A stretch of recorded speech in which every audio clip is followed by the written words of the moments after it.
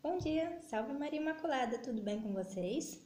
Hoje, dando continuidade ao nosso livro, que estamos falando aqui, o Catecismo da Total Consagração à Santíssima Virgem, nós vamos para a parte 2, tá? Então, vou estar lendo sempre um pouquinho para vocês e só frisando aqui que nós fizemos a primeira parte, a parte 1, fiz até uma playlist para a gente ir seguindo mais facilmente. E nós temos aqui a primeira parte, a segunda parte, vai até a sexta parte. Então, eu vou estar compartilhando aqui com vocês, as perguntas e as respostas para vocês que não encontram o livro para comprar ou que ainda não possuem ele, mas é muito bom ter, porque qualquer dúvida que vocês tiverem, vocês podem também dar uma olhada no livro, caso se esqueça de alguma coisa. E também para explicar para as pessoas, que muita gente a respeito da consagração tem muitas dúvidas e às vezes a gente até sabe a resposta, mas são tantas perguntas que a gente esquece algumas. Então, vamos dar continuidade. Segunda parte. Fundamentos e características dessa devoção. Em que consiste essa devoção? Consiste em entregar-se inteiramente à Santíssima Virgem, a fim de, por ela, pertencer mais perfeitamente a Jesus Cristo. Por meio desta consagração, damos a Maria o nosso corpo com todos os seus membros e sentidos, a nossa alma com todas as suas potências, os nossos bens exteriores, bens materiais, e os nossos bens interiores, bens espirituais, que são os valores espirituais de nossas boas obras passadas, presentes e futuras, sem nenhuma reserva. Resumindo, a gente entrega tudo nas mãos de Nossa Senhora, a nossa vida completa. O que significa a entrega dos bens exteriores? Ficamos obrigados a dar algo do que temos a alguém, à igreja ou a alguma instituição? Essa total entrega de tudo que possuímos à Santíssima Virgem não significa que temos que entregar ou doar nossos bens materiais à igreja ou a alguma instituição. Significa tão somente que tudo que era nosso passa a pertencer a Nossa Senhora e que, sem que tenhamos que tirar nada de nosso nome, nos tornamos administradores dos bens que pertencem à nossa Mãe Celeste. Então, não é como se fossem nossas coisas, mas as coisas que a nossa Mãe tem e nos dá para administrar. Poderemos continuar a fazer todos os negócios, comprar, vender, trocar, doar, etc., desde que honestamente, como faria Nossa Senhora mesma, Então, sempre, claro, usar, aquelas coisas básicas da vida, a honestidade, o respeito, Continuar, mas, porém, nós vamos ter em mente que tudo é de Nossa Senhora, a gente só administra esses bens, até para também não ter aquele materialismo, de querer ter as coisas, nossas coisas, é de Nossa Senhora. A gente só usufrui aqui nessa terra e administra. Quais são os princípios fundamentais nos quais se baseiam essa devoção? Como ensina São Luís de Montfort, no Tratado da Verdadeira Devoção, Deus que é imutável não muda seu sentir nem seu modo de agir. Foi pela Santíssima Virgem que Jesus Cristo veio ao mundo e é por ela que ele deve reinar no mundo. Em a segunda vez. Os princípios fundamentais nos quais se baseiam a devoção e a consagração à Santíssima Virgem são dois. Deus quis servir-se de Maria na encarnação e o segundo, Deus quer servir-se de Maria na santificação das almas. O motivo dessa consagração é nos santificar para nós estarmos preparados para a vinda de Cristo, para o reino de Jesus Cristo. Quais são as verdades fundamentais da devoção à Virgem Maria? As verdades fundamentais da devoção à Santíssima Virgem são 5. A primeira, Jesus Cristo é o fim último da devoção à Virgem Maria. A gente não para nela. A devoção consiste em chegar a Jesus. O segundo, pertencemos a Jesus e Maria na qualidade de escravos, ou seja, não somos servos, aqueles que trabalham por alguma coisa, por algum salário. Somos escravos, trabalhamos sem querer nada em troca. Devemos esvaziar-nos do que há de mal em nós. 3. Temos necessidade de um mediador junto ao mediador mesmo, que é Jesus Cristo. Então, entre Jesus, que é o mediador de Deus e os homens, precisa haver a mediadora, Nossa Senhora, entre nós, e Jesus. Então, para nós não termos aquela prepotência de nos acharmos tão dignos de chegar já ao topo, nós passamos por Nossa Senhora para ela enviar as nossas súplicas, pegar as nossas súplicas e enviar a Jesus Cristo, porque assim é mais humilde a nossa prece. Nós não queremos ir diretamente a Ele, porque nós não somos dignos disso, mas ela é.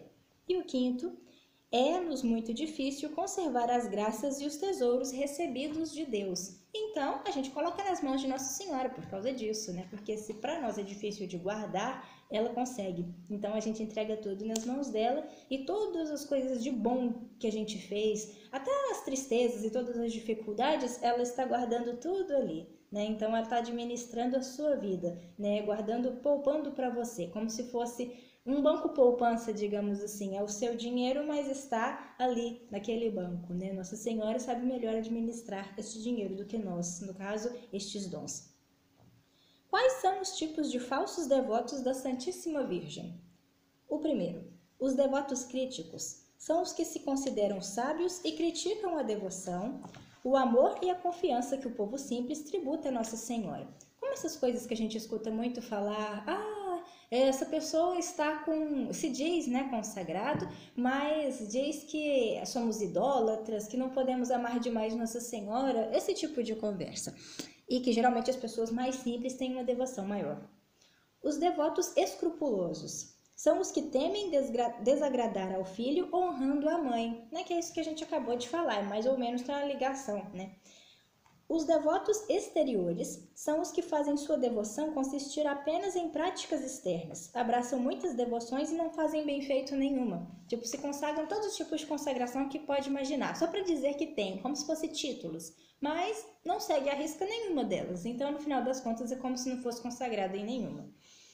Exteriores, porque só fazem isso mesmo para aparecer.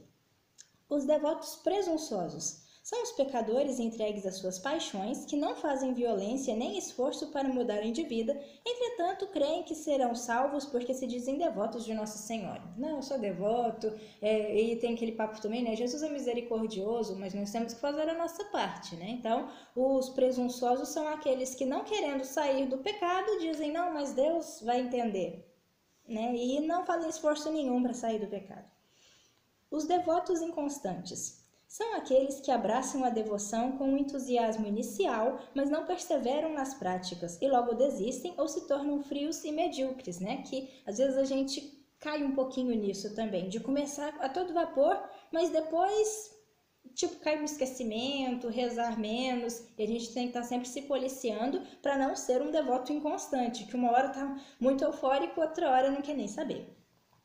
Os devotos hipócritas são os que vivem em pecado e buscam a devoção a Nossa Senhora para tentar encobrir sua vida infiel, a fim de passarem por aquilo que não são, né? Aquela falsidade mesmo, ele tem duas vidas, na igreja ele é uma pessoa, fora da igreja ele é outra, ele se diz devoto, mas faz coisas horríveis, então, né, querendo se esconder embaixo desta devoção. E os devotos interesseiros são aqueles que recorrem a Nossa Senhora apenas para obter favores e graças, mas uma vez atendidos, já não a buscam nem se esforçam para honrá-la, né? Estilo aquelas pessoas que estão com algum problema, doença, alguma coisa, né, que se passa na sua família ou na sua vida, e elas vão à igreja porque elas estão precisando de ajuda, mas depois que elas conseguem a graça, elas nunca mais aparecem, né? São os devotos interesseiros, estão sempre querendo a ajuda de Nossa Senhora, mas assim, realmente só a ajuda dela, não querem fazer nada por ela. Quais são as notas características da verdadeira devoção? As notas que caracterizam a verdadeira devoção são 5 também. A verdadeira devoção é interior, ou seja, parte do espírito e do coração, provém do amor que se tem a essa boníssima mãe e do reconhecimento de suas virtudes e grandezas, bem como de sua sublime missão, né? Então está bem centrado mesmo interiormente que quer isso para si. Eterna, isto é, cheia de uma grande confiança, como aquela que um filho tem em sua boa mãe. Uma criança, por exemplo, ela já se joga, né? Quando ela vê a mãe dando os braços, ela não tem medo de cair. Então, aquela confiança em Nossa Senhora, que nós devemos ter como as crianças têm com as suas mães.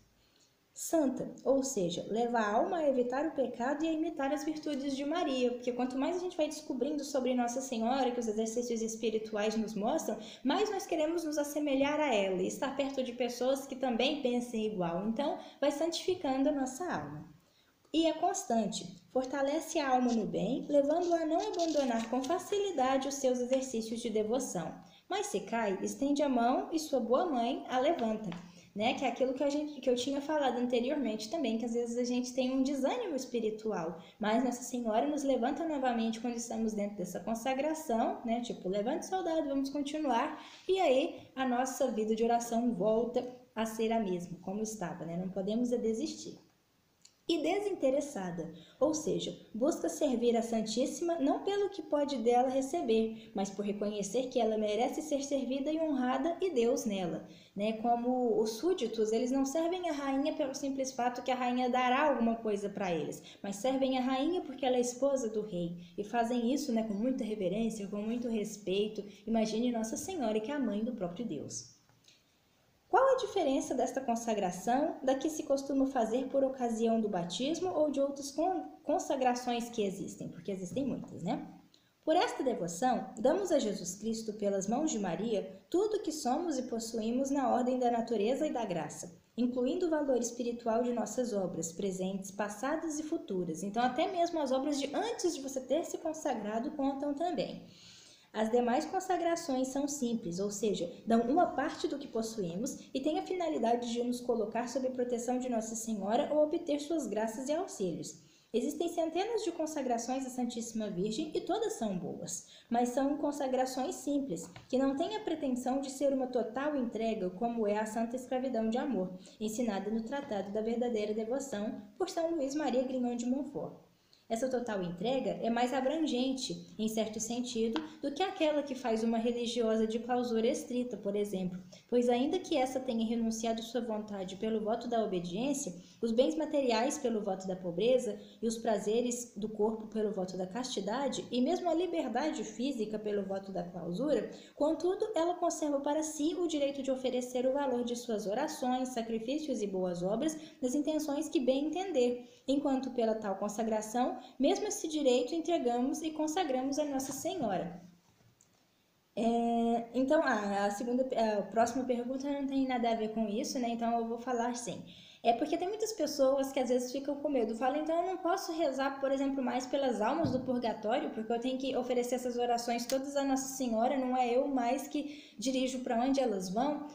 Quando você oferece qualquer oração à Nossa Senhora, ela muito melhor do que nós sabe para quem encaminhar. Por exemplo, rezamos por uma alma do purgatório, mas essa alma já saiu do purgatório. Mas não é uma oração que vai ficar, jogada ao vento. Ela tem sempre uma finalidade. Então, se não for aquela alma ao qual nós estamos rezando, será outra que vai ser beneficiada. E como Nossa Senhora tem um conhecimento muito maior do que o nosso, ela vai saber administrar isso, né? Como a gente fala que ela administra os nossos bens espirituais e materiais, ela vai administrar também as nossas orações para quem chegar na hora que precisa chegar. Ela sabe mais do que nós. Por que se diz que esta consagração é uma renovação de nossos votos batismais? Porque o que se faz nessa consagração é justamente reafirmar nossa fé em Deus e nosso desejo de sermos fiéis a Ele, seguindo seus mandamentos, como nos ensina a Santa Igreja. Ao mesmo tempo, reafirmamos nossa renúncia ao diabo e a todas as suas obras, para nos mantermos sempre na graça e na comunhão com Deus. No Santo Batismo, diz São Tomás de Aquino, os homens fazem o voto de renunciar ao demônio e suas pompas. E este voto, afirma Santo Agostinho, é o maior e mais indispensável. E também o que dizem os canonistas. O voto principal é o que fazemos no batismo. Pela total consagração, renovamos nossas promessas batismais, recuperando a consciência de nosso estado de pertença a Deus. Tudo isso através de Maria, para que ela nos ensine a sermos mais fiéis à nossa adesão a Cristo, bem como a renúncia de todo o mal. Que ela também sabe muito bem como renunciar o mal e ela é mãe de Cristo. Então, ela sabe muito bem nos levar até Ele. Por isso que essa devoção através dela que é uma boa devoção para nós renovarmos, as promessas do nosso batismo. Qual a diferença que existe entre esta consagração e aquela apresentada por São Maximiliano Maria Kolbe? Essencialmente, não existe nenhuma diferença, pois o mestre de São Maximiliano, no que se refere à consagração, foi São Luís Maria de Montfort. A diferença fica apenas por conta de alguma metodologia e alguma nomenclatura. Ambas as consagrações são uma entrega total de tudo que se é e possui a Jesus pelas mãos de Maria. Então é a mesma, só usaram mesmo palavras diferentes. Apesar que a de São Maximiliano Maria Kolbe eu não conheço, ainda não ouvi falar, mas eu sei que ele era mesmo muito devoto de Nossa Senhora. Ele se dizia o louco da Virgem Maria. Quem pode fazer esta total consagração? Todos os batizados que querem ajuda para serem fiéis aos votos do seu batismo podem e devem fazer esta consagração. Ou seja, todos que, conscientes de sua fragilidade e limitação, buscam auxílio para amar a Deus de verdade e perseverar em sua graça. Em outras palavras, podem fazer essa consagração todos os que querem ser santos, que acreditam em Jesus Cristo e em toda a sua doutrina, tal qual nos transmite a Santa Igreja. Quem faz restrições à doutrina de Jesus Cristo ensinada pela Santa Igreja, ou quem não pode ou não quer viver em comunhão eucarística, não pode fazer essa consagração, tá? Então tem que ter uma vida de Eucaristia, né? Tem que ir à missa todos os domingos, tem que acreditar nos dogmas da igreja, de seguir os dogmas, de respeitar estes dogmas, de não criticar a igreja, de ser uma pessoa que realmente está na igreja, não só para enfeitar, né? Que ela está ali de consciência mesmo aberta, que sabe o que está fazendo, né? Que ela sabe que aquilo é o meio de salvação para sua alma. Quem não pode fazer essa consagração? Não pode fazer essa consagração quem exclui a graça de Deus de sua própria vida, ou seja, um ateu. Ou seja, quem vive em situação de pecado, né? No caso, o ateu eu falei por mim, mas aqui no livro fala também, quem vive em situação de pecado grave e por quem não pode comungar o Santíssimo Corpo de Deus. É o caso, por exemplo, dos que vivem juntos, né? No caso, marido e mulher, só que sem ter se casado na igreja ainda. E não são casados. Casais de segunda união, que é inscrito na maçonaria. Quem é inscrito na maçonaria, não é que os casais de segunda união são inscritos na maçonaria, tem uma vírgula. Casais que vivem de segunda união, por exemplo, foram casados na igreja, se divorciaram e conheceram outra pessoa, né? Porque aí não estão em comunhão com a igreja. E não casais de segunda união, quem é inscrito na maçonaria, quem é filiado aos partidos políticos, e entre esses partidos políticos, é o livro que diz, não sou eu, tá, gente? O PT, PCdoB, PSOL, PSTU, ou qualquer organização socialista, comunista ou abortista que defenda ideologia de gêneros e afins. Então, isso quer dizer, você não pode ser a favor de coisas comunistas, né, de partidos comunistas, ou ser a favor do aborto, porque isso é totalmente contraditório à nossa consagração.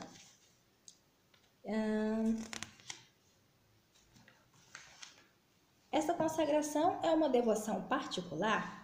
A consagração a Nossa Senhora deixou de ser uma simples devoção particular para ter uma dimensão pública e oficial a partir do momento em que a Igreja, por meio de sua máxima autoridade neste mundo, o Santo Padre, o Papa, consagrou nações e também o mundo ao Imaculado Coração de Maria. Foram vários os papas que o fizeram de forma pública e solene.